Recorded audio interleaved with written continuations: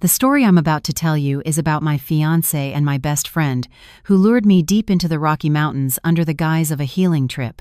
They left me there, driving off in their truck with satisfied smiles, but 30 minutes later, they would encounter a scene that would leave them horrified. A pickup truck struggled up the steep grade of a remote dirt road. On either side, sheer cliffs and a somber-looking forest stretched out. Inside the truck, only the dry, monotonous clicking of my laptop keyboard broke the silence, floating above the roar of the engine. I was trying to finish an important work proposal. Working even during trips was an old habit of mine. Can you stop typing already?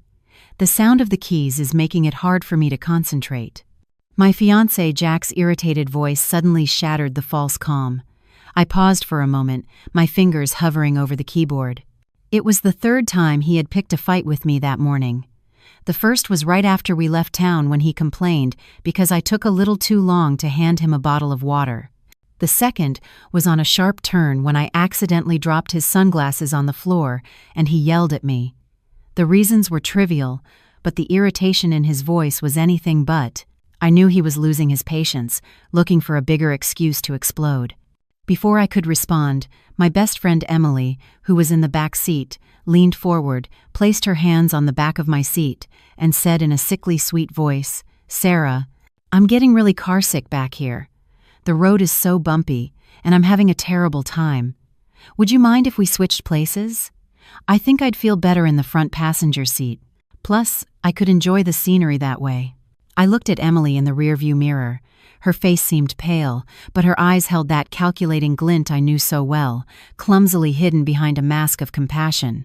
I knew perfectly well that she didn't get carsick. In college, we had driven cross-country together. She could handle hundreds of miles without flinching. This was just an excuse, part of the act they were both putting on. Feigning exhaustion, I sighed quietly, and trying to hide my emotions, responded in a soft voice. "Sure, of course. But wait a moment, let me just save this file. I'm almost done. It's really important." In that instant, Jack slammed on the brakes and the truck screeched to a halt on the side of the road. The tires skidded on the dirt. The truck's body shuddered, and the laptop on my lap almost fell. He turned to me. His eyes were bloodshot, and a vein throbbed on his forehead. His normally handsome face was twisted into a ferocious expression. "Just to switch seats, you have to be so selfish? Can't you see Emily is feeling sick? The work can wait. Do you care more about your work than your friend, than me?" I clutched the cold laptop without saying a word. A chill ran down my spine. The two people in front of me, the man I was going to marry and the woman I considered a sister, were cornering me with absurd excuses. But I couldn't resist. At least not yet. Inside me, pain and hatred swirled, but I suppressed them, burying them deep down. My face remained serene, and perhaps that calmness infuriated him even more. I had come to this desolate forest on this healing trip for a purpose. I had to see it through to the end, to uncover the truth and get justice. This mountain pass, this forest, it all felt painfully familiar. 2 years ago, right here, during a similar trip, my sister, Isabella, whom I loved and admired more than anyone, lost her life in a tragic accident. The police report said she had slipped during a hike and fallen off a cliff. And the two people who were with her that day, the two who miraculously survived and testified tearfully about the accident, were none other than Jack and Emily. I never believed it was a simple accident, and today I had returned here to make them confess their crime. Night fell quickly in the high mountains, and a biting cold began to set in. We stopped at a dilapidated mountain lodge that stood alone on the edge of the forest. It was the only accommodation before entering the heart of the woods, a place known as the Dead Zone, with no cell service and barely any traffic. As soon as I got out of the truck, the smell of dampness and rotting wood, typical of a poorly maintained place, hit me. The place seemed even more desolate than I remembered. The paint on the walls was peeling, and the dim yellow light filtering from inside seemed lonely and precarious in the deep darkness. Jack was the first to enter the front desk, and his voice broke the silence. 3 single rooms, please." He said it clearly, as if he wanted to make a point. Emily and I were behind him. I clearly saw a surprise flash across Emily's face, but it quickly transformed into a shy smile. I knew their game perfectly. 3 rooms was a way to show respect to me, his official fiancé, while also ensuring a private space for him to spend time alone with Emily. They must have thought their plan was perfect when the elderly, gray-haired owner rubbed her sleepy eyes and slowly handed us 3 old rusty keys. I knew my opportunity had arrived. I took my room key, turned to Emily, and smiled broadly. It was a smile I had practiced countless times in the mirror. I knew Emily had a secret, her biggest insecurity. She suffered from a strong body odor, a problem she always tried to hide. By her side, there was always a bottle of strong perfume, like a shield. I deliberately leaned close to her ear and whispered, loud enough for Jack, standing beside us, to hear every word. "What an exhausting day on the road. Good thing we have separate rooms. You should take a nice long shower to smell good and feel fresh. The weather here is cool and romantic. I'm sure Jack will love that tonight."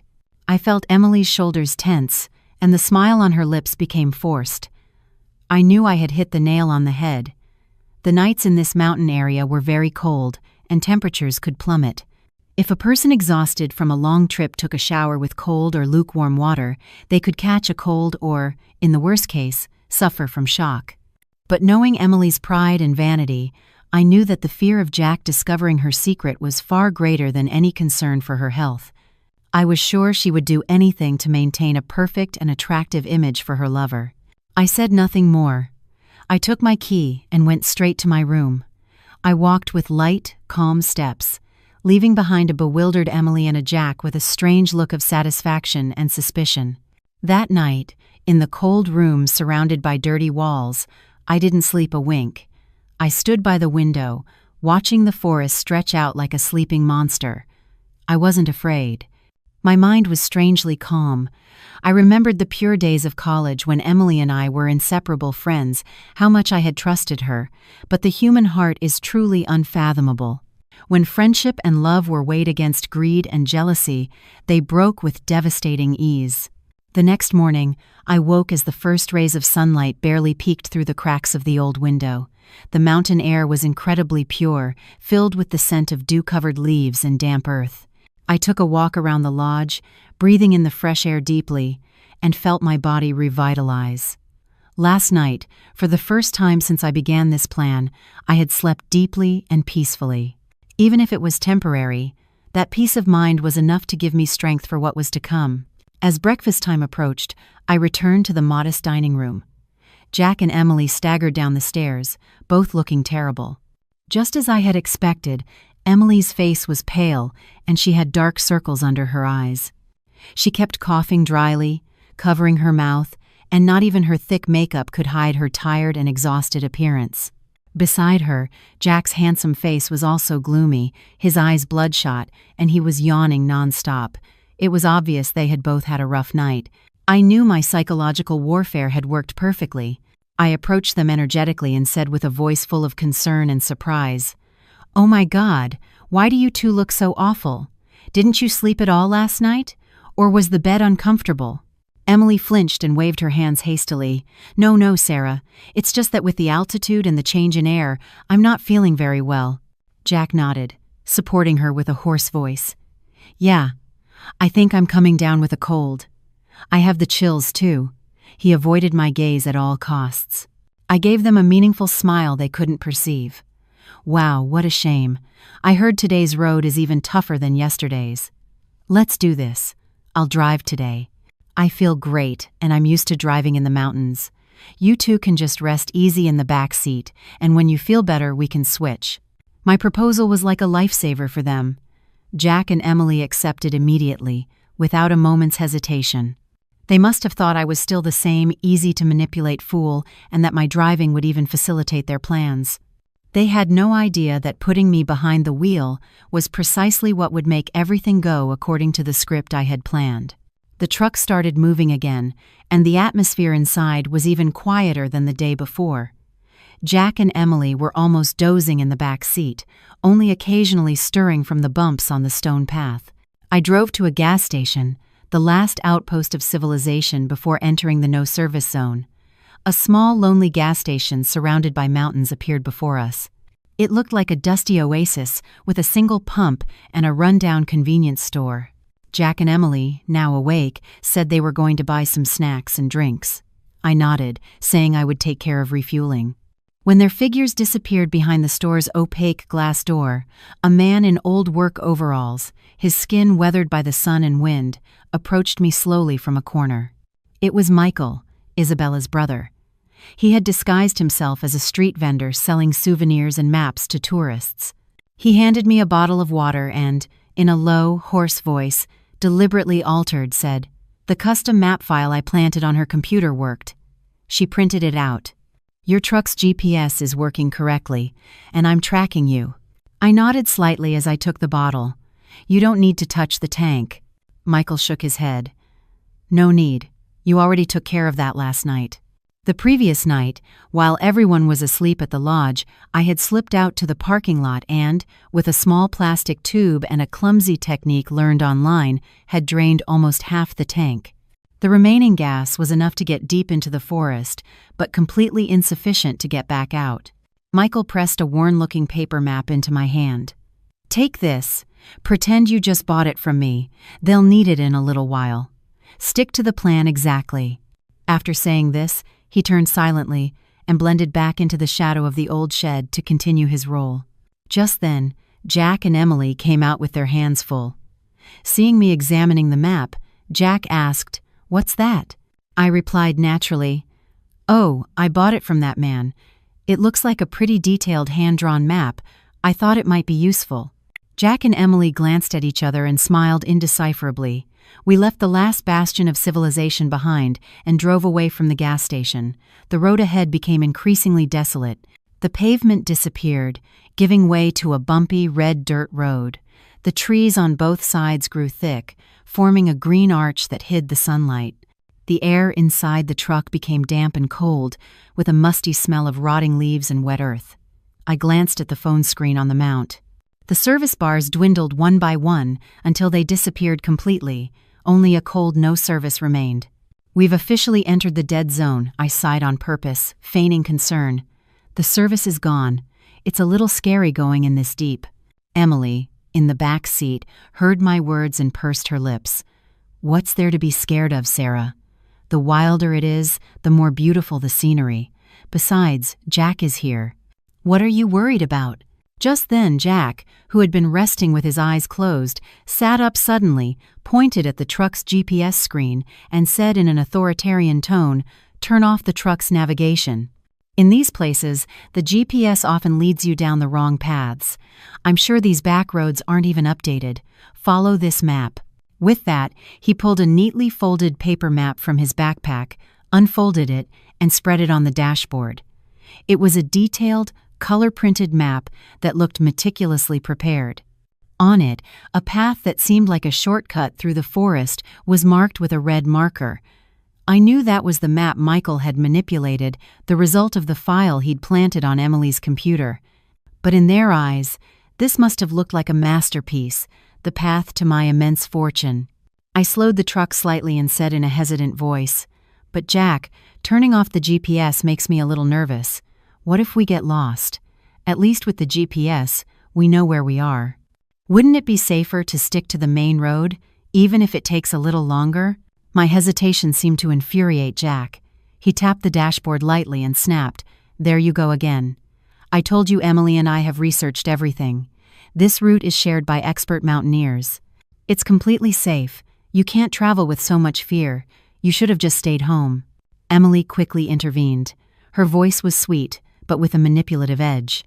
"It's true, Sarah. They say this path leads to a lake high up in the mountains, a paradise-like landscape. They say the water is crystal clear and it's surrounded by wildflowers. People call it Emerald Lake. It would be a shame to miss it. Come on, Sarah, there's nothing to fear." One with a firm hand, the other with gentle persuasion, they pressured me to take the path they had chosen. I saw Emily's excited face and Jack's impatient expression. My heart turned to ice. For a non-existent lake, for endless greed, they were willing to lead their best friend and future wife to her death. I remained silent for a long moment, feigning deep deliberation. Finally, I sighed and said reluctantly, "All right, I'll do what you say. But if anything seems wrong, we have to turn back immediately." Of course, of course. You're such a scaredy cat," Jack smiled triumphantly. I said nothing more and turned off the truck's navigation screen. The screen went black, just like their future. I slowly put the truck in gear and turned onto the narrow mountain trail marked in red on the map. The pickup truck gradually disappeared into the dense forest, as if swallowed by the giant leaves. The truck moved very slowly along the rugged mountain path. The branches of the enormous ancient trees intertwined overhead, creating a natural canopy that plunged the road into a damp shadow. Occasionally, a faint ray of sunlight would break through the leaves, splashing bright patches of light on the wet ground.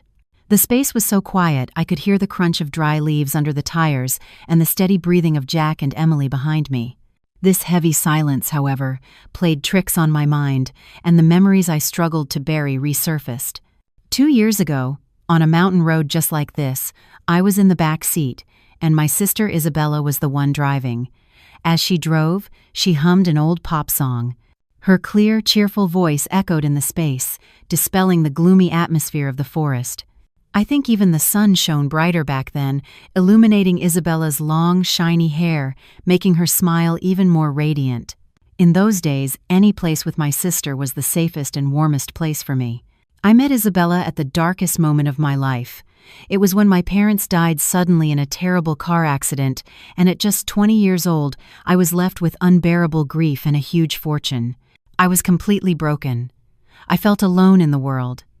Relatives I had never seen before suddenly appeared, surrounding me with sweet words, but their eyes were only filled with greed and calculation.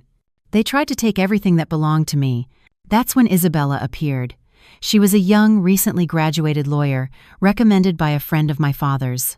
Despite her slender build, her clear eyes and firm voice conveyed a strange strength and determination. Not only did she help me resolve the complicated legal issues and protect my assets from greedy people, but she became my only family. She pulled me out of the dark room where I had locked myself for weeks. I still vividly remember the first meal she cooked for me in the empty mansion.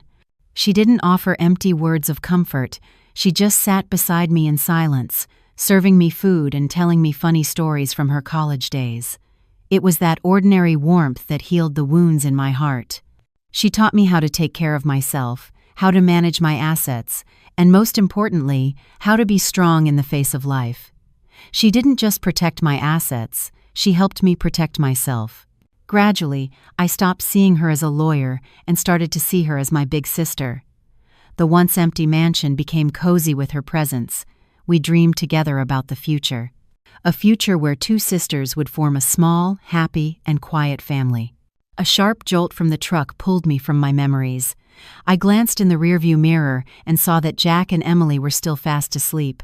An uncontrollable hatred boiled inside me. It was these 2 people who had taken my only sister from me, who had shattered our dream of peace. They had pushed me onto this path of revenge, even knowing it was a path of no return. My hands gripped the steering wheel tightly, my knuckles turning white. The pain of loss and anger had merged into a cold flame, a dark force driving me. At any cost, I had to reach the end of this road. "Are we there yet, Sarah?" "This road is getting really old," Jack complained in a sleepy voice from the back seat, shifting around. I didn't answer. I just glanced at him in the rearview mirror. His voice, his gestures, everything reminded me of that fateful day, the day I received the call from Michael. I was in the office at the time, immersed in a new project. The phone rang, and the name Michael appeared on the screen. I answered cheerfully, intending to ask him if he was coming over for dinner that night, but the voice on the other end was trembling and full of panic. "Sarah, Isabella. Something terrible has happened to Isabella." My ears plugged up, and the world around me seemed to stop. I couldn't hear anything but the beat of my own heart thundering in my chest. "Michael, are you kidding me?" "Isabella just texted me this morning," I asked, stuttering, hoping it was just a horrible joke. But Michael's heartbroken sobs on the other end of the line shattered all hope. I raced to the county hospital like a madwoman, but it was too late. I could only see my sister through the cold glass of the morgue. The official police report was read in a dry, impersonal tone. The victim passed away after slipping and falling from a deep cliff during a hiking trip. Visibility was poor due to the steep terrain and dense fog. It was a regrettable accident. Those soulless words pierced my heart like 1,000 needles. I couldn't believe it. Isabella was an extremely careful person. She had much more experience in mountaineering than Jack or Emily. It was impossible for her to have slipped and died in such an absurd way. And then I saw Jack and Emily. They were sitting in a corner of the hospital hallway, hugging and crying inconsolably. They seemed genuinely grief-stricken, truly devastated. But strangely, through my tear-blurred eyes, I noticed something odd. Their clothes were stained with mud, but they didn't have a single tear or rip. On their bodies, there were only a few small, superficial, and clean scratches that looked more like they were made on purpose than wounds from a panicked fall. It was impossible for someone who had just experienced a terrible shock and witnessed a friend fall off a cliff to look so neat. Later, when they explained to Michael and me what had happened, their statements started to contradict each other. Jack said there was a very dense fog at that moment, that he only heard Isabella's scream, and then everything went silent. But Emily said she had clearly seen Isabella slip while trying to pick a wildflower growing dangerously on the edge of the cliff. 2 stories, 2 completely different scenarios. When I asked them about this discrepancy, they became nervous and made excuses, saying they were so shocked they couldn't remember the details clearly. But I knew they were lying. What tormented me the most was a brief moment I witnessed by chance. While everyone was consumed by chaos, I saw Jack and Emily standing in a secluded corner. They thought no one was watching. Jack whispered something in Emily's ear. I couldn't hear it, but I saw it clearly.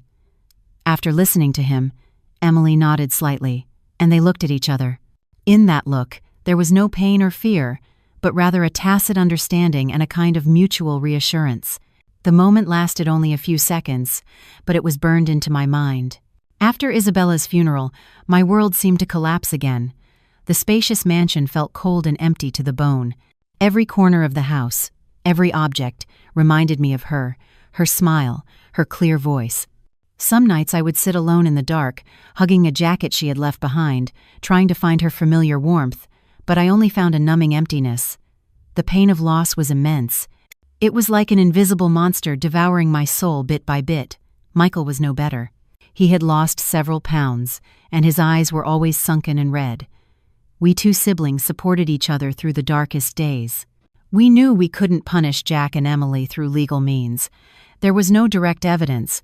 Their contradictory statements were justified as a product of an extreme state of panic, and the police closed the case as a regrettable accident. The helplessness and rage almost drove us mad. But one night of torrential rain, as the 2 of us sat in silence by Isabella's photo, Michael spoke. His voice was hoarse and filled with hatred. We can't let Isabella die in vain like this. If the law can't punish them, we'll do it our own way. Those words struck my heart like a bolt of lightning. Yes, I couldn't fall apart. I had to live. I had to be strong, not just for myself, but for Isabella too. My current weakness was precisely what those murderers wanted most. The pain inside me slowly crystallized, transforming into a will of steel and a cold determination. The plan for revenge began to form that very rainy night. We reanalyzed every detail, every word from Jack and Emily. What was their motive? Clearly, money. Before that fateful trip, Isabella had been secretly investigating a large-scale embezzlement that Emily had committed at their company. Isabella had likely found proof and planned to confront Emily during the trip. And to silence her, they acted. If greed was the root of the crime, then I would use that same greed as bait. I possessed an immense fortune that they couldn't even imagine in their wildest dreams. That was my most powerful weapon. The plan was meticulously laid out. The first step was to get close to them. I left my old company and applied for a position at the same company where Emily was the head of sales. With my excellent resume and experience, it wasn't hard to get in. The first time she saw me, Emily was very surprised and a little hesitant. She kept offering me words of comfort, feigning empathy for my pain. I perfectly played the role of a girl who, still shaken by the loss of a loved one, was looking for a new environment to forget the past. I slowly and actively got closer to Emily, reminding her of our old college days. With false sincerity, it didn't take long for me to regain her trust.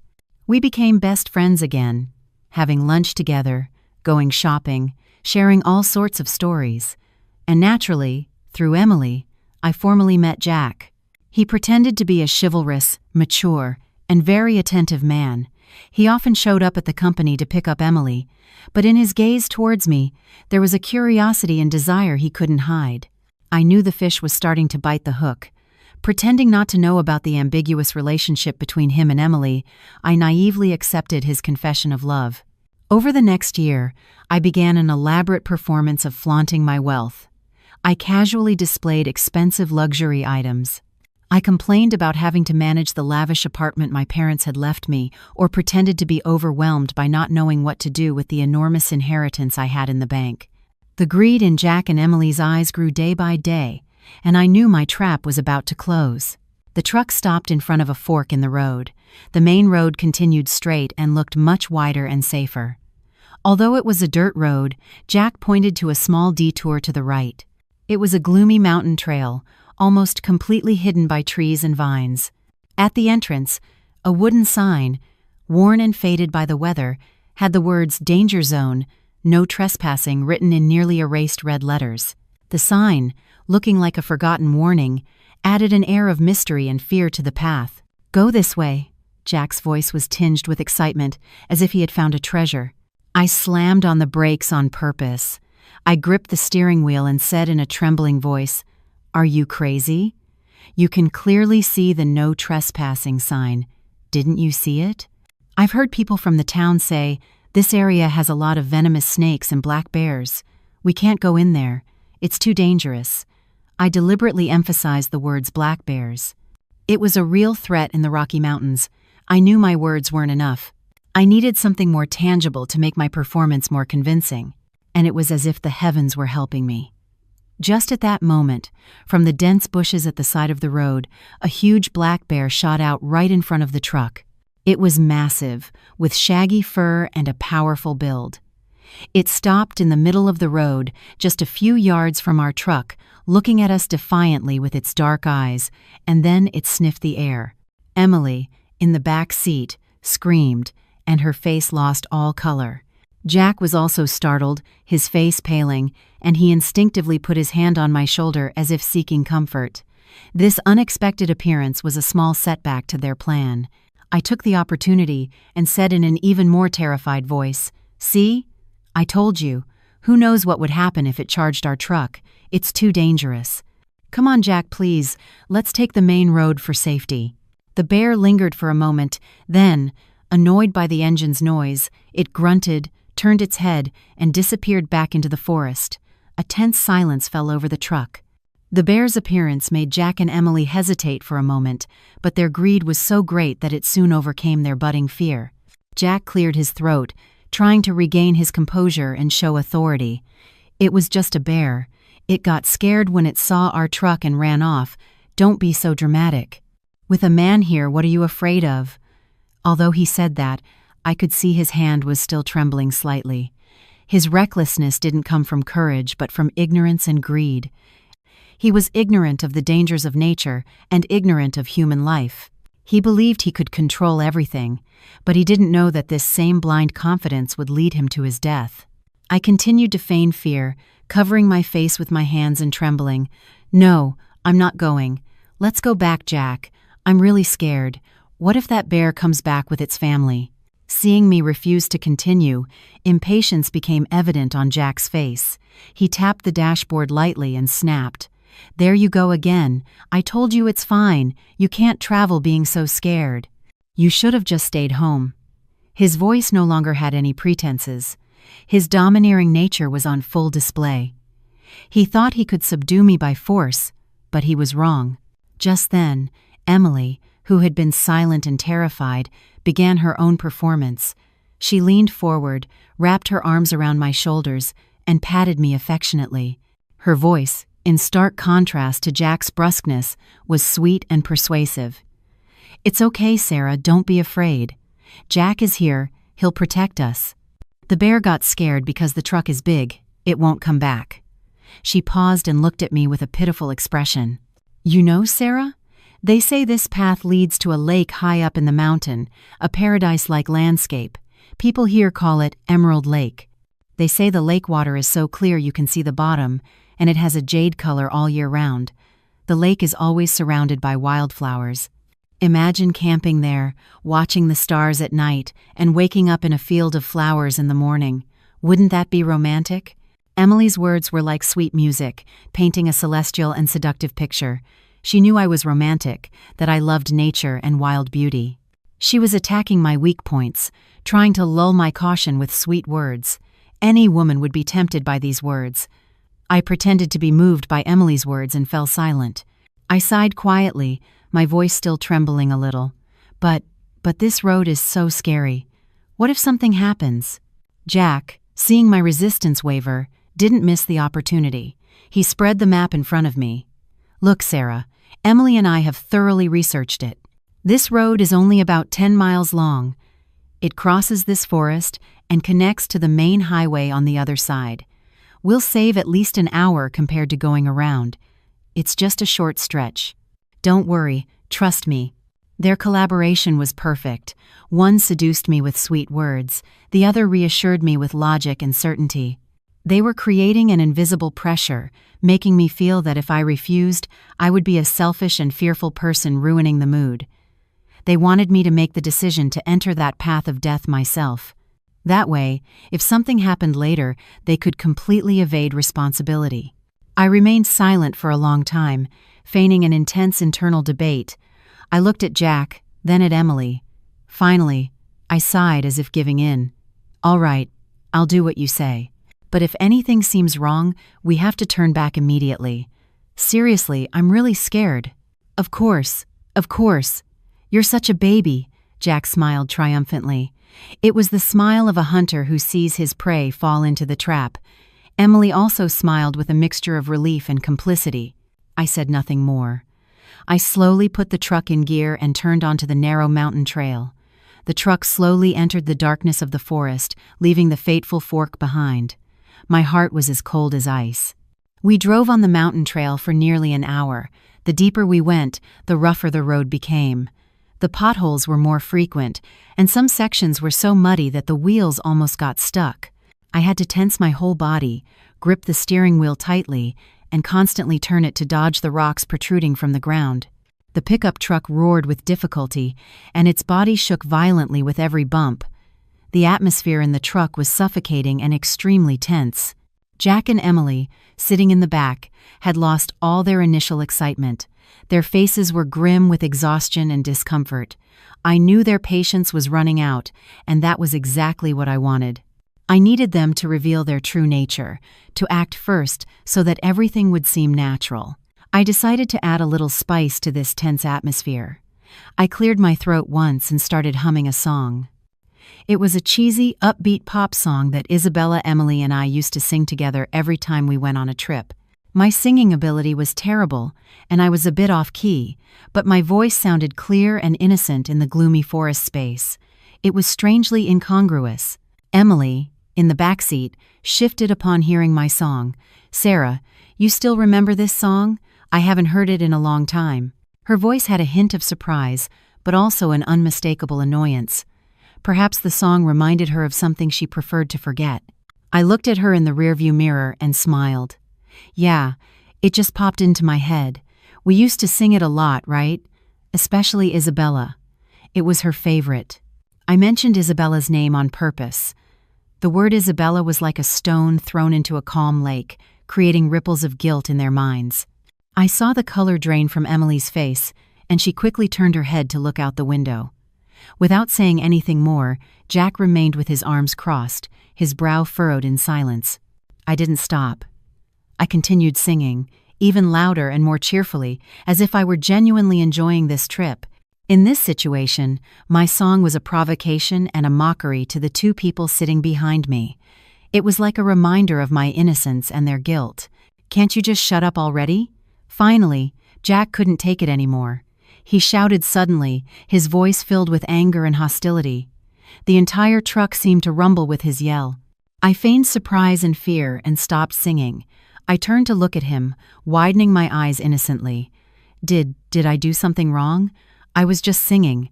Singing, my ass. You're getting on my nerves. He gritted his teeth and stared at me with his bloodshot eyes. His anger wasn't just about my song. It was about the accumulated frustration from the road and perhaps the guilt that tormented him. After Jack's shout, the air in the truck became as tense as a violin string. He was staring at me with his bloodshot eyes, his breathing like that of an enraged beast. Emily, in the back seat, fell silent and shrunk down, trying to be invisible, but I knew she was waiting for an excuse to join Jack. They needed a justified reason to lay their hands on me. I took a deep breath, trying to keep my voice from trembling, but adding a touch of grievance and provocation. What's getting on your nerves? I think it's fine. Isn't it just that you're in a bad mood and everything bothers you? My words were like lighting a match to a barrel of gunpowder about to explode, but I didn't stop there. I looked him straight in the eye with a coldness he had never seen in me before, and I said, slowly and clearly, "Then just drop dead." The words left my mouth lightly, but their weight was like a boulder.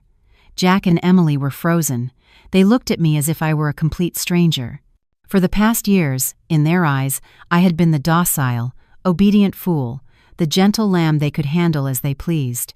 They never imagined that lamb could bear its fangs.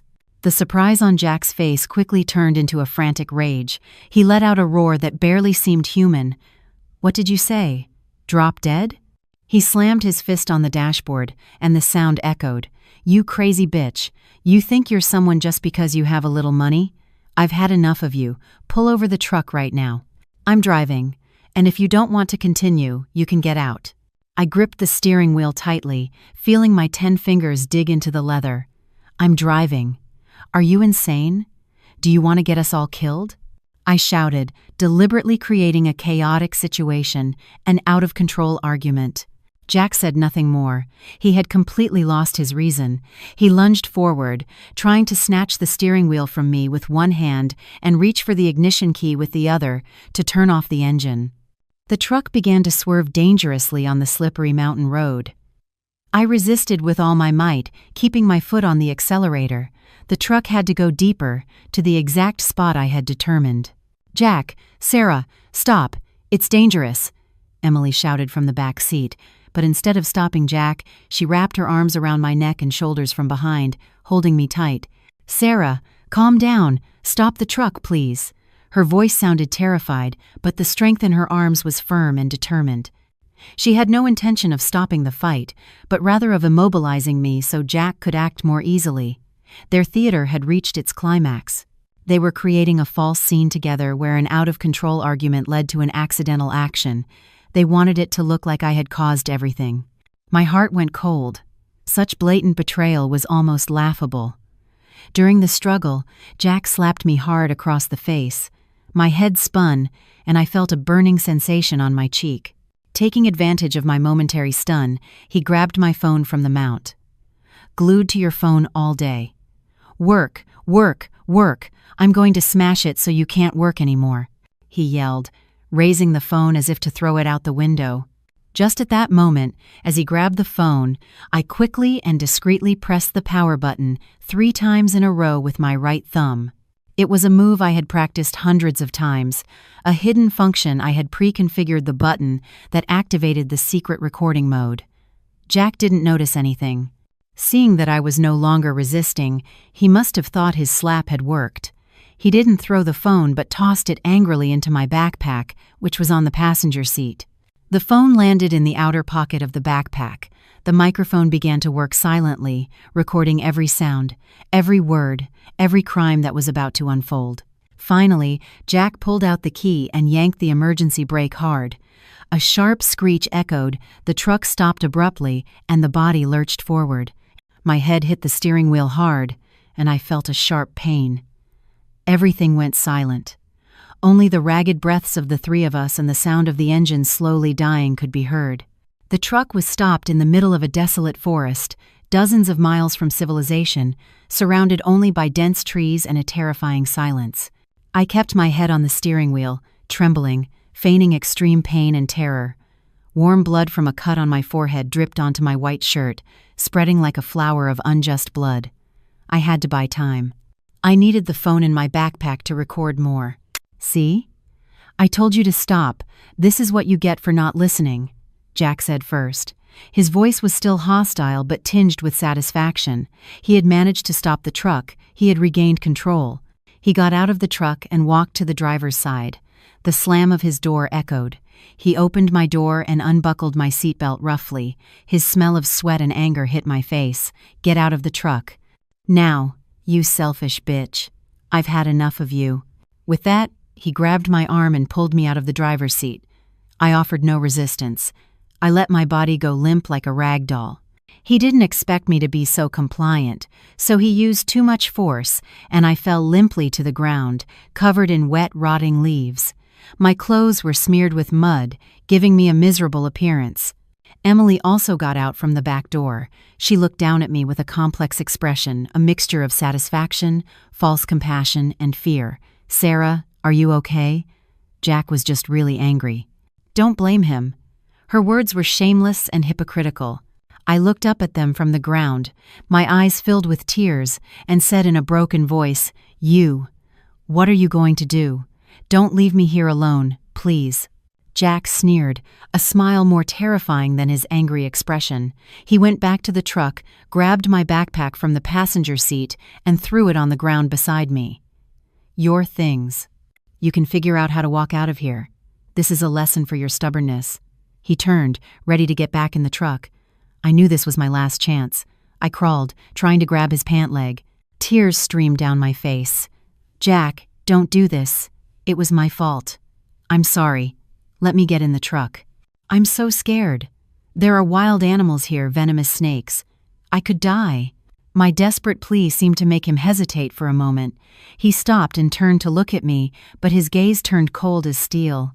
Perhaps he thought of my immense fortune, of the future of wealth without me. Greed conquered the last shred of conscience he had left. He kicked my leg away coldly, and I fell again. "What do I care?" "You should have thought about that before disrespecting me," he said in a chilling voice, and walked to the driver's seat without looking back. Jack got behind the wheel and slammed the door.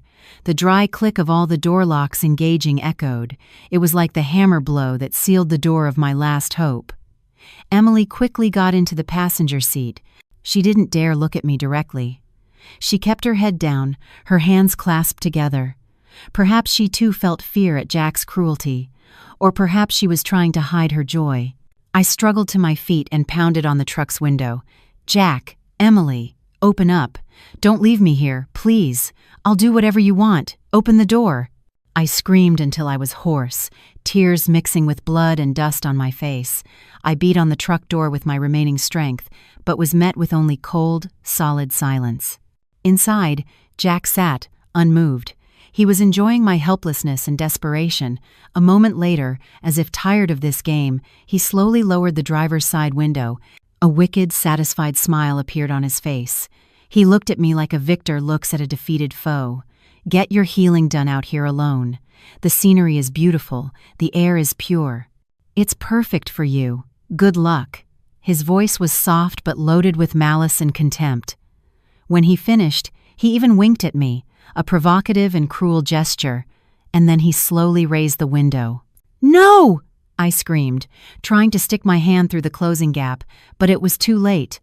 The glass closed tightly, trapping me in the desolate and terrifying forest. Emily, in the passenger seat, finally lifted her head and looked at me. She said nothing, but the corners of her lips clearly curved into a smile I will never forget. The smile of a viper that has just killed its prey. Jack started the engine, and the sound echoed in the silent forest, like music announcing death. He wasn't in a hurry. He reversed a little and then turned slowly. He wanted me to see them leave, to savor the feeling of abandonment and desperation to the very end. The pickup truck started rolling, the wheels making a crunching sound on the gravel. I stood there, stunned, watching the truck drive away. Their figures, seen through the rear window, grew smaller and smaller until they disappeared around a bend in the dense forest. The sound of the engine also faded until it was gone, and the forest returned to its original silence. Now, I was alone in this desolate place. I didn't hurry. I sat down next to my backpack and calmly took out a bottle of water and a handkerchief. I carefully cleaned the bloodstains from my forehead and face. The wound wasn't deep, just a simple scratch from the impact, but it had served as excellent support for my performance. Then I took a sip of water to soothe my throat, which was burning from all the screaming. I had to regain absolute calm. What I had to do next required a cold mind. I opened my backpack and took out the phone Jack had thrown inside. I pressed the button to stop the recording. An audio file of more than 15 minutes was saved securely. It contained everything: the screams, the struggle, the threatening words when they abandoned me, and Jack's cruel laughter. This was the strongest piece of evidence, my ace in the hole. I imagine Jack and Emily were feeling very pleased with themselves at that moment. They would believe they had succeeded, that they had eliminated me perfectly. They would think I would die of hunger, thirst, from wild animals, or from fear. They had calculated everything, but they had forgotten one thing.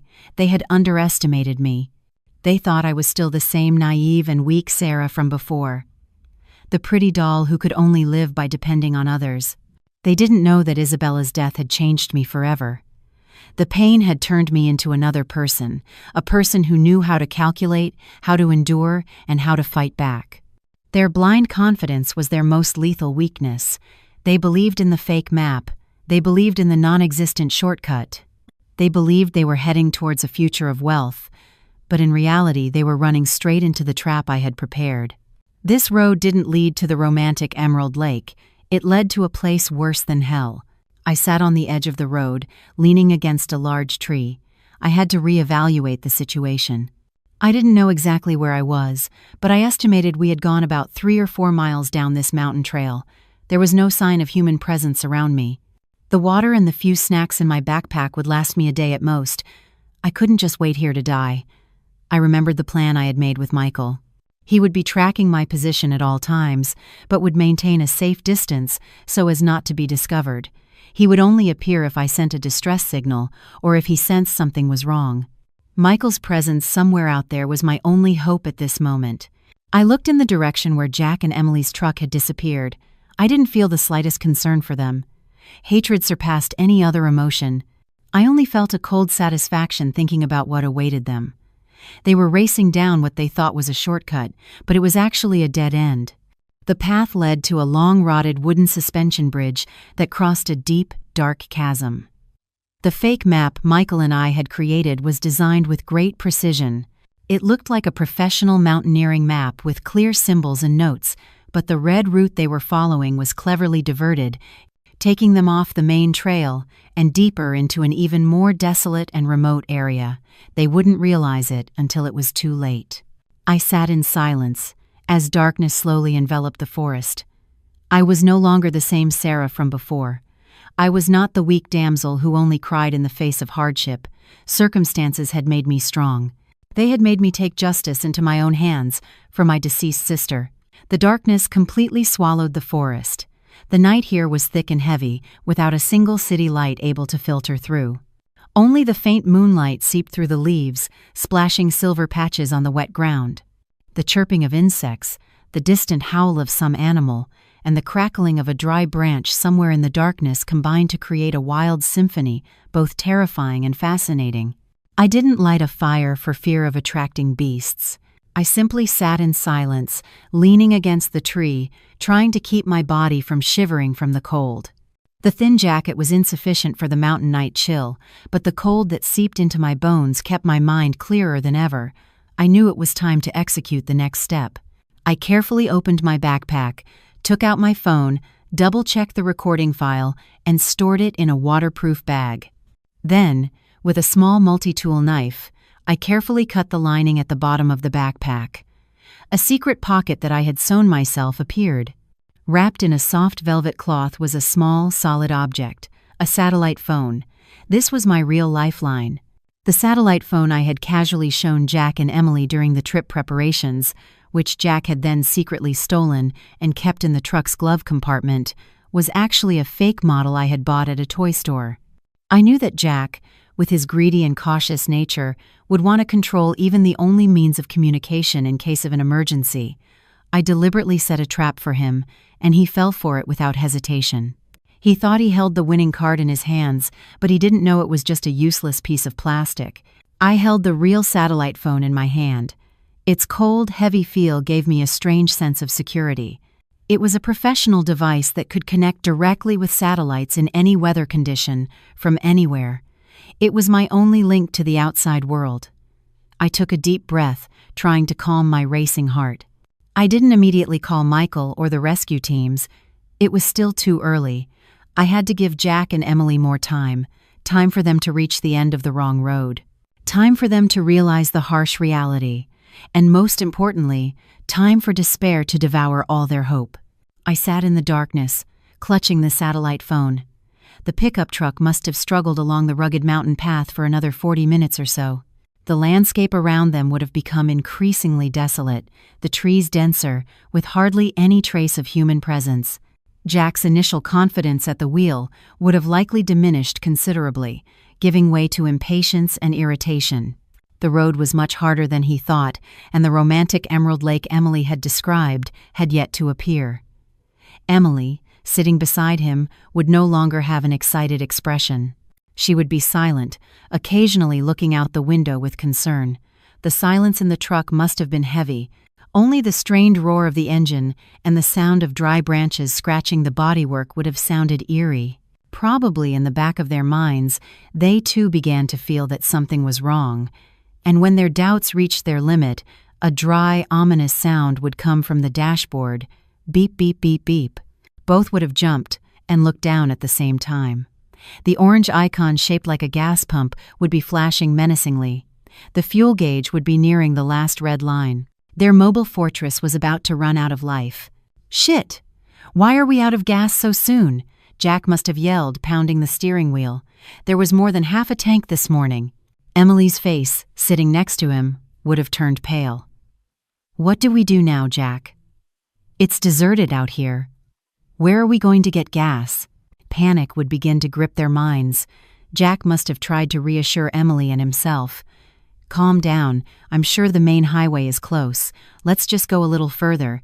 He would have pressed the accelerator harder, trying to escape the trap closing in on them.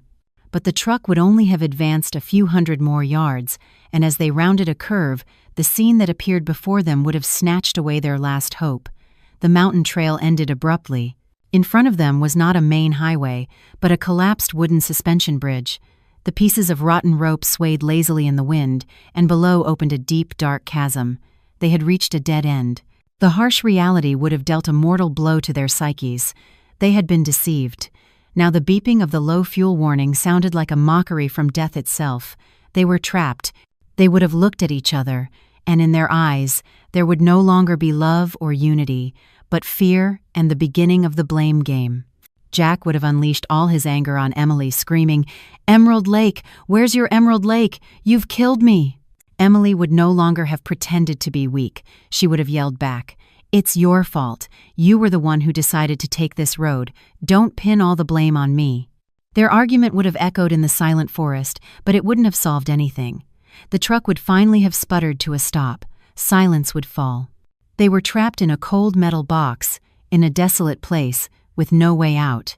Their nightmare had just begun. Fear would soon have suffocated their anger. They would have realized that arguing was useless. They had to find a way out. The phone. Of course, we have our phones. That thought must have crossed Jack's mind like a ray of hope. He would have pulled out his expensive smartphone with trembling hands, but the screen would only show the cold words, "No service." He would have tried again and again, turning it off and on, but the result would be the same. Emily would have done the same with her phone, only to be met with frustration. They had completely lost contact with the outside world.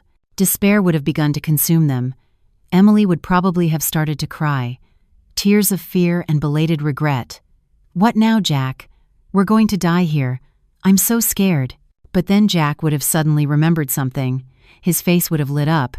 "Wait! There's still hope. The satellite phone. Sarah. She had a satellite phone." He would have searched his backpack but wouldn't find it. Then he would remember that he had seen her put it in her own backpack, but her backpack was the one he had abandoned in the middle of the forest. Another wave of despair. But then he would recall another detail. He was a cautious man. He wouldn't overlook something so important. I remember now. This morning, when Sarah wasn't looking, I secretly took it from her backpack and put it in our glove compartment. Jack would have said it with a triumphant voice. He would have felt proud of how smart he was, how he had calculated everything in advance. He would have hastily opened the glove compartment, rummaging like a madman, and finally pulled it out a small black phone with a very professional look, the treasure he had gone to great lengths to steal. Hope would have surged. They were saved. Jack would have pressed the power button with trembling hands. He would have waited for the screen to light up, for the satellite connection signal to appear. Emily would have held her breath too, her eyes fixed on the phone. 1, 2, 3 seconds passed, but the screen remained black. "What's wrong? Why isn't it turning on?" Jack would have muttered, pressing the power button like a madman. He would have tried to connect it to the charger, but the truck no longer had power. He would have taken out the battery and put it back in, but it still wouldn't work. And then he would have realized something. This phone was too light. The details of the casing seemed a bit rough. He would have pried open the plastic casing with his fingernail. Inside, there were no complex electronic circuits or sophisticated chips, just an empty space and a small piece of metal glued in to give it weight. It was just a model, a toy. Their last hope was shattered. The harsh reality fell upon them like a hammer. They had been completely fooled. Jack's cruel laughter when he abandoned me in the middle of the forest would have now turned into a desperate, frantic scream. He would have thrown the fake phone into the chasm. The sound of plastic breaking would have echoed in the silent space. They were completely out of options. Only darkness, fear, and a slowly approaching death remained. With the night came a biting cold, and their bodies began to crave energy. They would remember the cooler I had packed in the back of the truck. A small spark of hope reignited. At least they would have water to drink and some food to last. Jack would have opened the truck door and fumbled in the darkness towards the back. He would have opened the tailgate and seen the familiar blue cooler. He would have opened it with anticipation. Inside, there would surely be bottles of cold water, some cans of soda, and maybe even beer, the things we had bought together at the service station. But no, in the cooler, there was not a single bottle of water. Only a few melted bags of ice and wrapped carelessly in a plastic bag, 5 pieces of fresh pork. The meat was still red, and a bit of blood had leaked out, staining the bottom of the cooler and emitting a stale metallic odor. Jack would have been stunned. "What is this?" he would have muttered. He would remember. Oh, right. At the service station, I had said I was buying some local pork, proposing a barbecue for the evening. At the time, he and Emily had agreed it was a good idea. The disappointment of not having water to drink would have quickly turned into a greater fear. The smell of fresh blood in the wild forest at night, the intense smell of blood emanating from the back of the truck, was like an invitation to death. It would attract all the carnivores that hunted in the darkness, the ferocious black bear they had crossed paths with during the day, or perhaps even more terrifying creatures. Jack would have hastily closed the cooler lid, but it would be too late. The smell of blood had already spread through the air. He would have returned trembling to the truck and told Emily about the last gift I had left them. Their fear would have reached its limit. The truck, which was their safe haven, had become a death trap, a metal box filled with bait. They wouldn't dare to get out. They would have locked all the doors and sat in silence in the darkness, listening intently to every movement outside. The rustling of leaves, the cracking of a dry branch, every sound would make them jump. They would stare into the dense darkness outside the window, imagining bright eyes stalking them from the bushes. Time would pass painfully slow. Hunger, thirst, and fear would consume them physically and mentally. They would realize that the death they had planned for me, a slow, agonizing death, was now looming over them. They had dug their own grave, and now they were being buried alive in it. This was karma, a punishment perfect in every detail. I waited in the darkness for almost 2 hours. The night dew began to fall heavily, and the cold chilled me to the bone. I knew the time had come. Jack and Emily had surely tasted every stage of despair. It was time for me to raise the curtain on the final act of my play. I carefully switched on the satellite phone. The screen lit up, showing full signal bars. A strange sense of power washed over me, knowing that with this small device, I could decide the fate of 2 people. The first call was to Michael. It rang once, and he answered instantly, a testament that he too had been waiting, worried. "Go ahead. Sarah, are you okay?" His voice was urgent. I took a deep breath, trying to keep my voice as calm as possible. "I'm safe. Everything is going according to plan. Where are you?" "I'm on the peak of the West Hill, about 2 miles from your position. I can see you with binoculars. I've already alerted the search and rescue teams. They're just waiting for your command." "Good. Get ready. In about 45 minutes, come to the coordinates I'll send you. Keep your distance. Be careful they don't see you ahead of time. Understood?" "Got it." "Be careful." "I know." I hung up. Then I took a deep breath, closed my eyes, and tried to relive in my mind all the emotions of a real victim. Fear, panic, despair, and pain. I had to act perfectly. There could not be a single flaw. I dialed 911. After a few seconds of ringing, a calm and serene voice came on the other side. 911, what's your emergency?" At that moment, I burst into tears. My crying was an outburst full of panic and pain that echoed in the silent forest. Help! Help me! "Ma'am, please calm down. Calm down and tell me where you are and what has happened." The man's voice remained very professional. I tried to speak between sobs. I'm lost." "No, my fiancé," we argued. He abandoned me in the middle of the forest. I'm so scared. It's dark and cold here. I think I'm going to die." I made my voice sound weak and broken on purpose, as if I were exhausted. "Do you know what area you're in? Do you see any landmarks?" "I don't know. There are just trees." We entered through a mountain trail with a "no trespassing" sign. I gave vague information, very logical for the situation of someone lost and in a panic. "All right, ma'am, please don't hang up. We are tracking your position through the satellite signal. Are you injured?" "My head. I hit my head on the steering wheel. I'm bleeding, and I think I sprained my ankle. It hurts a lot." I kept adding details to increase the drama of my story. After a moment, the man said, "We have located your position. A rescue team will be dispatched immediately. Try to stay warm and stay where you are. Do not move. Everything is going to be all right. Please hurry. I'm so scared." I finished the call with the rescue team. The silence of the forest enveloped me again, but this time it was no longer terrifying. It was the silence of waiting. I sat leaning against the tree, clutching the thin jacket to my body. The night dew grew thicker, and the cold seeped into my hair, making the wound on my forehead throb slightly. I touched it gently and felt the blood starting to dry. The pain was real, but it was nothing compared to what Isabella must have suffered. This wound would become irrefutable proof to support my story. I did some mental calculations. The call had been perfect. My voice trembled just enough, the story was logical enough, and my fear seemed real enough. Now I just had to wait about 15 more minutes for Michael to arrive. He would be the first to approach me to make sure everything was ready before the real rescue team showed up.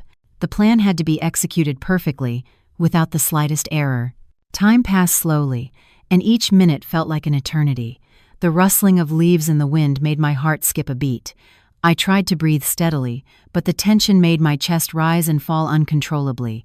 I wasn't afraid, just worried that a small mistake could ruin all of Michael's and my efforts. And then I heard a very faint, almost imperceptible sound of an engine approaching. It wasn't the roar of a professional rescue vehicle, but the quiet, steady sound of an all-terrain vehicle. The headlights were off, and the vehicle moved cautiously in the darkness, like a leopard stalking its prey. The car stopped about 50 yards from where I was sitting. A tall man got out.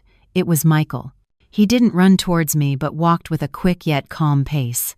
The faint moonlight illuminated his angular face, weathered by the sun and wind. After Isabella's death, he had aged a lot. Pain had etched deep wrinkles on his forehead. "Sarah, are you okay?" He knelt beside me, his voice hoarse with worry. I tried to smile at him, but the corners of my lips were stiff. "I'm fine, just very tired, Michael." Michael said nothing, opened his backpack, and took out a bright silver thermal blanket and a small thermos. "Have some hot ginger tea." You did very well. I took the thermos, and its warmth spread throughout my body through the palms of my hands. I took a small sip, and the spicy aroma of ginger stung my nose and almost made me cough, but it cleared my mind. Michael carefully wrapped me in the thermal blanket, saw the wound on my forehead and frowned. That wound is real. He hit me. I hit my head on the steering wheel during the struggle. My voice turned cold, devoid of emotion. This wasn't in the plan, but it makes everything more realistic. Michael's eyes became bloodshot. He clenched his fists. Perfect. It will make your story more believable. The rescue team will arrive in about 30 minutes. From now on, you have to be a victim in a state of extreme panic. Understood? Just panic, fear, and exhaustion. I nodded. I know. You have to shiver. You have to cry as soon as you see them. Don't say anything about Isabella or our plan. You're just a poor girl abandoned by her fiancé, injured and scared of the wild animals. He gave me detailed instructions down to the smallest detail. I'll remember. I have to go. He stood up. I can't be here when they arrive. I'll be watching everything from a safe coordinate nearby. When they move you to a safe place, I'll take care of the rest. He put a hand on my shoulder and squeezed it lightly. It was the only warmth and support I had in this lonely battle. Michael turned and quickly disappeared into the darkness. The sound of the engine was heard faintly again, and then it died out. I was alone again in the cold forest, but this time I was no longer waiting without hope. I clutched the thermal blanket and shivered. I was waiting for my saviors. The greatest performance was about to begin. 30 minutes after Michael left, 30 minutes that felt like an eternity, I began to hear the sounds I was waiting for. The roar of vehicle engines in the distance, not one, but several. Powerful headlights projected straight into the sky, tearing through the dense darkness of the forest, and then the sound of a megaphone echoed, bouncing off the cliffs and creating a spooky echo. Hello? Is anyone there? We are the rescue team. Miss Sarah, can you hear us? It was finally time to act. I took a deep breath, letting the bone-chilling cold take over my body. I gathered all my fear, hatred, and exhaustion in my throat and burst into tears. A sobbing, desperate cry. Help! I'm here! Don't leave me! Help! My voice was weak, hoarse from screaming, but loud enough to overcome the sound of the wind. The beams of several flashlights immediately focused in my direction. I saw at least 5 or 6 people running towards me. They wore the fluorescent orange uniforms of the rescue team and looked like gods descended into this hellish forest. My God, we found her! She's here! A voice shouted. The first to arrive, probably the leader, knelt beside me, turned on his helmet's flashlight, and pointed it directly at my face. The dazzling light made me squint. I was sure my appearance at that moment was pitiful. Hair disheveled, caked with blood and mud, face pale and covered in tears, and body shaking violently inside the silver thermal blanket. Are you Miss Sarah? We received your distress signal. You're safe now. I said nothing, just reached out and grabbed his arm tightly, like a shipwreck survivor clinging to a life raft. I'm so scared. I'm so cold. Help me, please. Easy, you're safe now, he said in a reassuring voice. Medical team, over here. Check the victim's condition. Another person with a large first aid bag quickly approached. He carefully cleaned the bloodstains from my forehead with a gauze pad. The wound isn't deep, but it's quite long. She'll need stitches. What happened? Crying, I told the story I had prepared. My voice was broken and filled with grievance. It's my fiancé, Jack. We argued just because I was singing a little loud. He got angry. We struggled. And I hit my head on the steering wheel, and then he pulled me out of the truck. He threw my things out. Him and my friend, Emily. They left in the truck. They abandoned me here. The rescue leader's face hardened. He gritted his teeth. He abandoned you in this restricted area with a bleeding head wound? That's unbelievable. That's inhumane. The anger in his voice was exactly what I wanted. I had succeeded in planting the image of a cruel man and an accomplice friend in their minds. Are you hurt anywhere else? The medic continued. I moaned. Yes, when he pushed me and I fell, I think I sprained my ankle. It hurts so much I can't stand up. All right. We'll get you out of here immediately. They carefully placed me on a professional rescue stretcher and covered me with several thick blankets to keep me warm. As they carried me, I glimpsed the night sky through the leaves. I felt a strange relief, but it wasn't the relief of a newly rescued victim, but that of an avenger who had brilliantly concluded her work. Almost at the rescue vehicle, I heard the leader speaking on the radio. His voice echoed loud and clear. Victim Sarah, located. Condition stable but in panic and exhausted. Head trauma and possible leg injury. Confirmed abandoned by her fiancé at coordinates X. Initiating search for the other two, Jack Perez and Emily Garcia. They are traveling in a black pickup truck. License plate Y. It is estimated they entered the restricted zone of the... I repeat, they entered the restricted zone. The ambulance took me directly to the nearby forest ranger headquarters. It was a small but sturdy log cabin on the edge of the forest that shone brightly in the dark night. The strong smell of coffee and the scent of damp pine emanating from it gave a strange sense of security and warmth. I was taken to a small room with a bed and a crackling fireplace. The ranger station's nurse was already there waiting for me. She gently cleaned my wound and carefully gave me stitches. "Luckily, the wound isn't deep, miss," she said in a compassionate voice. "You've been through a lot. You're safe now." I said nothing, just nodded, maintaining a vacant and exhausted expression. After changing into dry clothes and having a cup of hot ginger tea, I felt my body gradually recover, but I couldn't relax. A moment later, the rescue leader and a uniformed man, who appeared to be the head of the forest ranger station, entered. Both had very serious expressions. "Miss Sarah, are you feeling a bit better?" the head ranger asked in a low, warm voice. "We are very sorry for what has happened to you, but now we need you to tell us everything again, in great detail and with precision. This is a very serious matter." I nodded. My eyes were still red, partly because I had been rubbing them on purpose. I looked at the two middle-aged, reliable-looking men and began my story as if reliving a nightmare. I told everything slowly, with pain. I talked about the trip, about the small arguments Jack had deliberately provoked. I talked about how Emily insisted on switching seats, how Jack got angry about the sound of my keyboard. I talked about the map Jack and Emily had prepared, how they insisted on taking the shortcut despite the warning sign and my objections. I talked about how the bear that crossed the road had scared me. I talked about Jack's unjustified anger over my song, and finally, I talked about the struggle, the slap, and the moment they pulled me out of the truck and abandoned me in the desolate forest. I begged him. I said between sobs, and tears welled up again. I told him I was scared. I pleaded with him not to abandon me, but he and Emily just looked at me. He even smiled. He mocked me, and they left in the truck, leaving me there. Hearing my story, the head ranger slammed his hand on the table. The dry sound of the wood echoed. "Beasts! It's unbelievable to leave an injured woman in the middle of this restricted area. That's no longer an argument. It's deliberately endangering someone's life. It's a crime." The rescue leader also shook his head with an expression of indignation.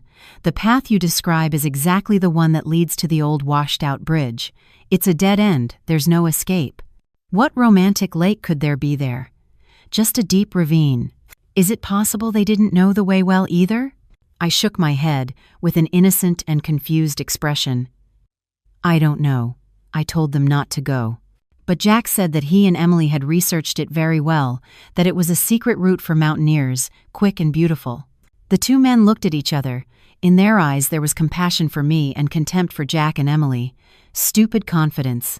They brought this on themselves, the head ranger muttered. He picked up the phone on his desk and dialed a number with determination. "Hello, control room. Mobilize 2 more teams, with full climbing and night search equipment. Enter the area of the old bridge. There are 2 missing people in there. They were in a black pickup truck. It's very likely they ran out of gas or had an accident. We need to find them before dawn or it could be too late."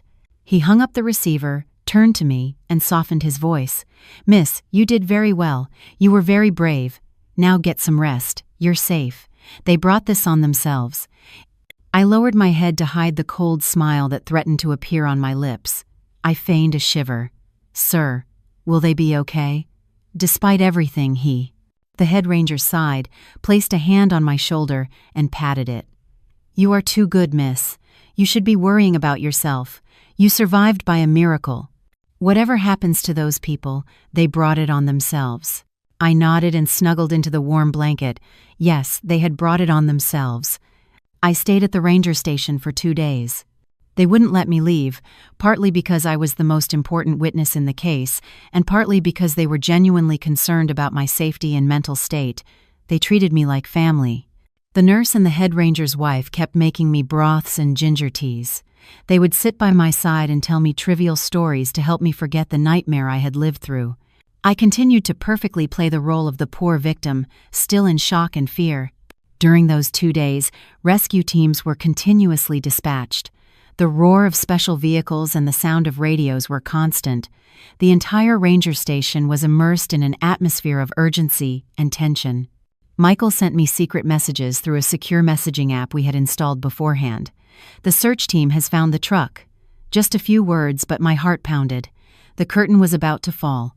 On the morning of the second day, the head ranger came to see me. On his face, the anger of the previous day had been replaced by a terribly tired and pale look.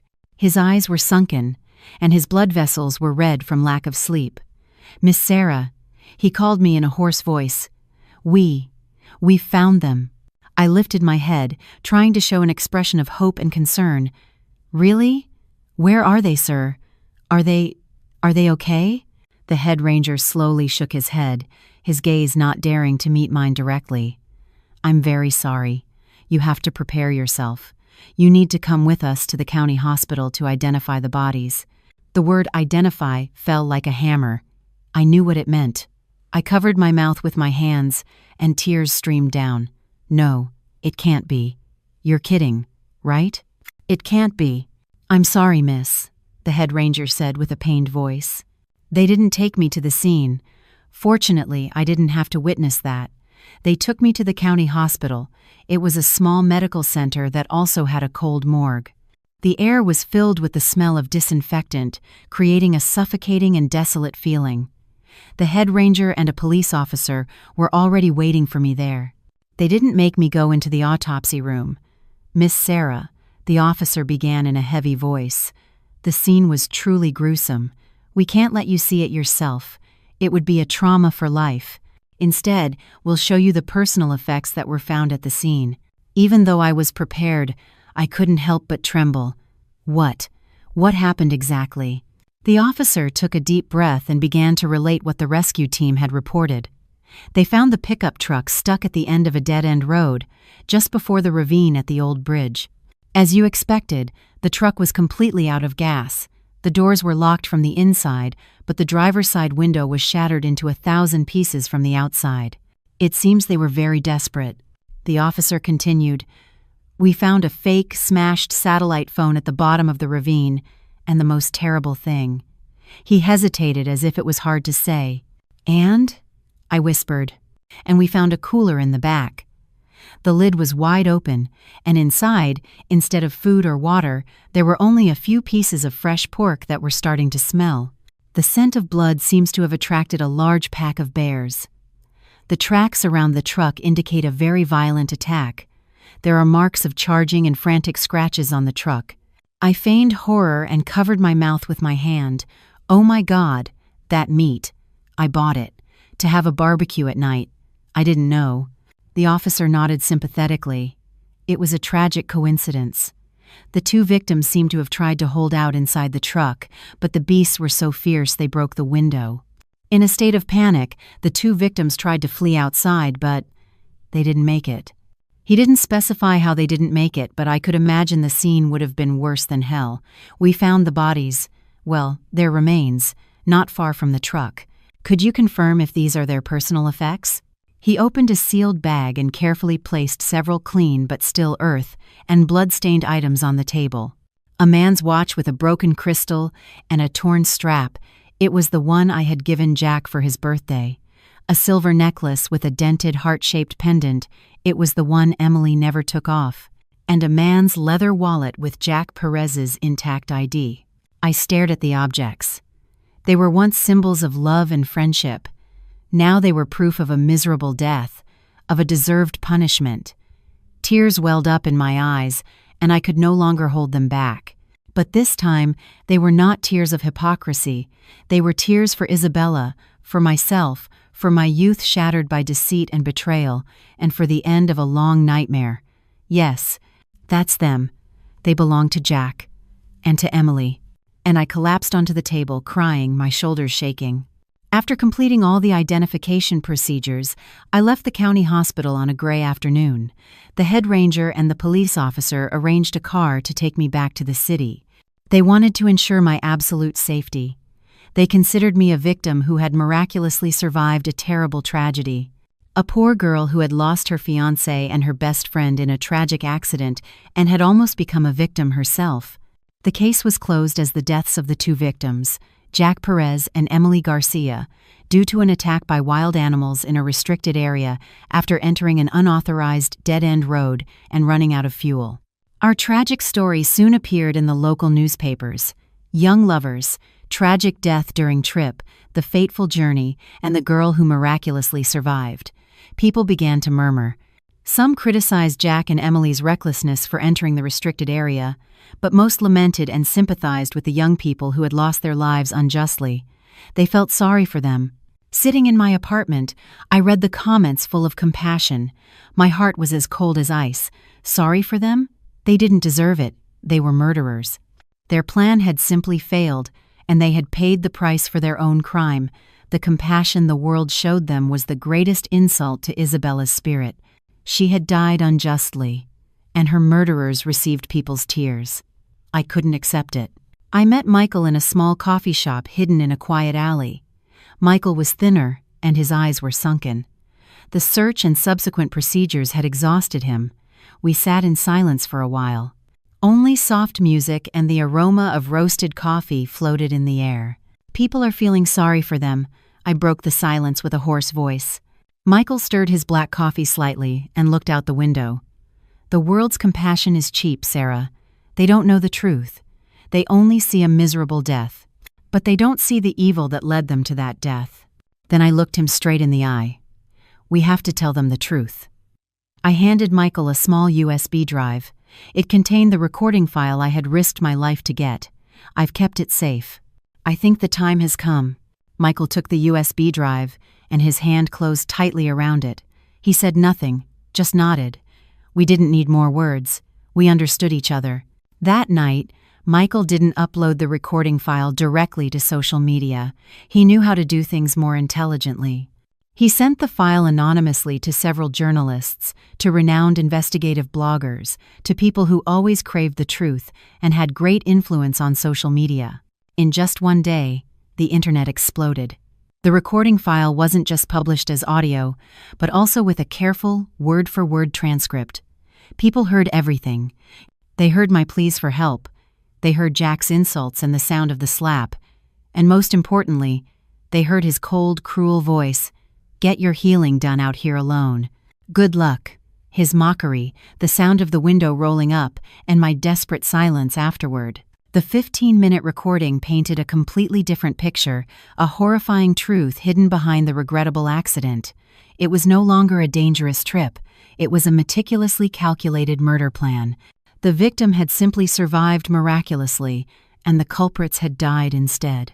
The newspaper headlines changed immediately, from tragic accident to the horrifying truth behind the trip to the old bridge. Fiancé and friend deliberately abandon woman in forbidden forest. The tabloids were even more direct. Recording leaked of evil couple who failed in their plan to murder fiancé and steal her fortune. Public outrage burned with fury.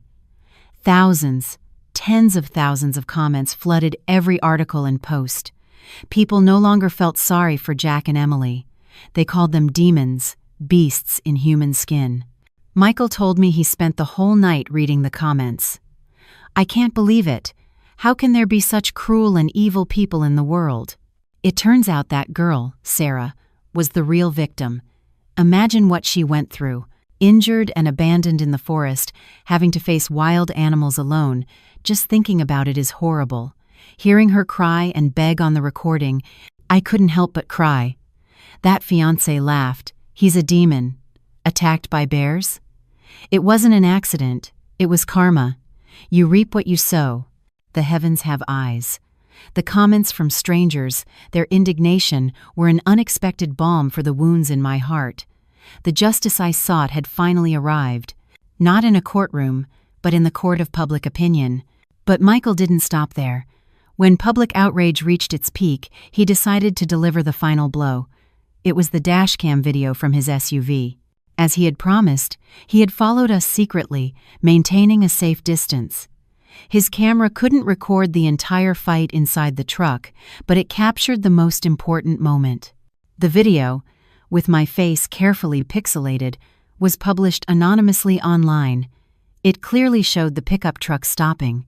The driver's door opened, and Jack got out and walked over. He roughly pulled me out of the truck and threw me to the ground. The video also showed him throwing my backpack and me desperately crawling to grab his leg. What was clearest was how he coldly pushed me away and got into the truck, and Emily's mocking smile through the window before they abandoned me on the ground. This video, combined with the recording file, became irrefutable proof, closing the door to all doubt. No one could defend Jack and Emily anymore. They were dead, but their deaths did not bring them peace, but the eternal contempt of the world. From what I heard, Jack and Emily's families had to bear the brunt of it all. Jack's parents, who had always been proud of their smart son, now dared not leave their house. They were pointed at by neighbors, cursed by the world as the house of the murderer's son. Emily's parents also suffered. They couldn't believe their good and sweet daughter could do something so terrible. The police also reopened the investigation after the evidence was published, but the final conclusion did not change. The cause of death was an attack by wild animals, only this time, a detail was added to the case file. The victims passed away while attempting to flee the scene after carrying out an act with the intent to deliberately harm another person. But everything calmed down soon. The names Jack, Emily, Sarah, the old bridge, gradually disappeared from the newspapers, replaced by other current news. Public opinion was like a flood. It came quickly and went quickly. What was left for me was a huge void in my soul. The storm had passed, but it had taken everything with it, the good and the bad, love and hate. I started to reorganize my life. I sold the luxurious apartment which, although fake, was full of memories with Jack. I could no longer breathe in that environment. Every corner, every object seemed to remind me of the cruel deception.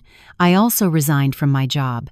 I could no longer work in a place where I had to wear a mask for over a year, acting with the same friend who had betrayed me. I needed a new beginning, a complete break with the past. Michael came to see me. He looked at me with concern. "What are you going to do now?" I shook my head, looking at the vague horizon. "I don't know, Michael.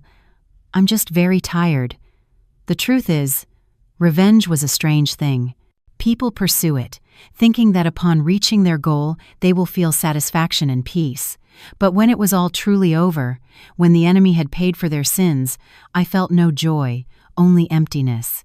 The flame of hatred that had kept me alive for the past 2 years had been extinguished. Now I didn't know what to hold on to. I realized that this revenge plan wasn't just to get justice for Isabella, but also for myself, for the naive and trusting Sarah they had killed. I decided to leave the city for a while. I needed to get away, to breathe different air. I packed a suitcase, just a few simple clothes. I sold all the luxury items I had used to stimulate their greed. Now they just disgusted me. I went to the train station and bought a one-way ticket to an unknown coastal town, a place I had never been, where no one knew me. Before leaving, I cut my long hair that Jack used to say was beautiful. I looked at myself in the mirror, a girl with a short, edgy haircut. Her gaze was a little tired, but much more serene. Michael came to see me off. We stood together in silence on the crowded platform. The train's horn blew, announcing its imminent departure. "When will you be back?" Michael asked, his voice a little broken. "I don't know. When I feel like I'm ready to start over, then I'll come back. Take good care of yourself, Michael, and take care of Isabella for me." "I will." He gently stroked my hair, just like Isabella always did. "Isabella would be proud of you, but she would want you to be happy, Sarah. Don't let hatred bury the rest of your life." I nodded and tried to smile. "I know. "I'll try, Michael." I boarded the train. The doors slowly closed, separating me from the city full of painful memories. The train began to move slowly, passing by familiar landscapes. I watched as everything receded until it became a blurry smudge. I had gone through hell, and now I was coming back. I didn't know where the road would take me, but at least I had taken the first step. In the train car, I began to smell the salt of the sea. A new beginning didn't seem so bad. A year later, I returned. The city was still the same, noisy, vibrant, and bustling. The traffic was still chaotic during rush hour, and the skyscrapers still pointed to the sky, but I had changed. A year in the coastal town, listening to the waves every day, breathing the salty air every day, had cleansed many things. The anger, the hatred, and the emptiness inside me seemed to have been washed away by the sea, leaving me with a strangely serene soul. I came back for no big reason, just because I felt it was time. The first thing I did was buy a bouquet of white lilies. They were Isabella's favorite flowers, the flower of purity and nobility, just like her. On a late autumn afternoon, I drove to the cemetery. The faint golden sunlight covered the quiet tombstones like a thin layer of honey. The air was incredibly silent. Only the sound of the wind through the old pine trees could be heard. I found my sister's grave. The photo on the headstone still had the same radiant smile from that day, the smile that had once warmed my dark life. I carefully placed the bouquet of flowers, sat down beside her, and leaned against the headstone. "Isabella, I'm back," I whispered, as if she were sitting next to me. I didn't bring anything from the past, no old newspaper clippings, no recording files, no images of their miserable deaths. I didn't want their darkness to tarnish my sister's peaceful rest. "It's all over, sis," I said in a light voice. I didn't say, "I've taken my revenge." I just said, "It's all over." Because for me, it was no longer revenge. It was just a page from an old book full of blood and tears that I had to close. And I had. I sat there for a long time, telling her about the coastal town, about the white waves, about the tan-skinned fishermen's children who smiled like the Sunday. I told her about my plans that, with the money from the apartment sale, I would open a small flower shop with her name. I wanted to live a normal, quiet life, surrounded by the scent of flowers every day, as she would have wanted. While I was absorbed in my story, a familiar figure appeared. It was Michael. He also carried a bouquet of chrysanthemums in his hand. He was a little surprised to see me, then smiled with relief. "When did you get here?" "Just this morning." He placed his bouquet next to mine. We two siblings were together again in a familiar silence. Michael had taken very good care of my sister's grave in my absence. "Are you staying?" He broke the silence. I shook my head, looking at the sunset. "I don't know yet, Michael. I just wanted to see her first." We didn't talk about Jack or Emily. Their names were no longer worth mentioning. Their fate had not been decided by me, but by their own choices. You reap what you sow. I was just the person who handed them the shovel. The deep grave to bury their own lives was dug by themselves. The sun slowly set behind the distant mountains, leaving beautiful streaks of orange and purple light in the sky. A feeling of peace, of true liberation, spread through my chest. I had overcome the darkest days of my life. I had waded through the mud of hatred. Now I could stand firm, with many scars, but with a completely serene heart. I turned and walked towards the sunset. The twilight illuminated the path ahead. A new path, free from the burdens of the past, was waiting for me.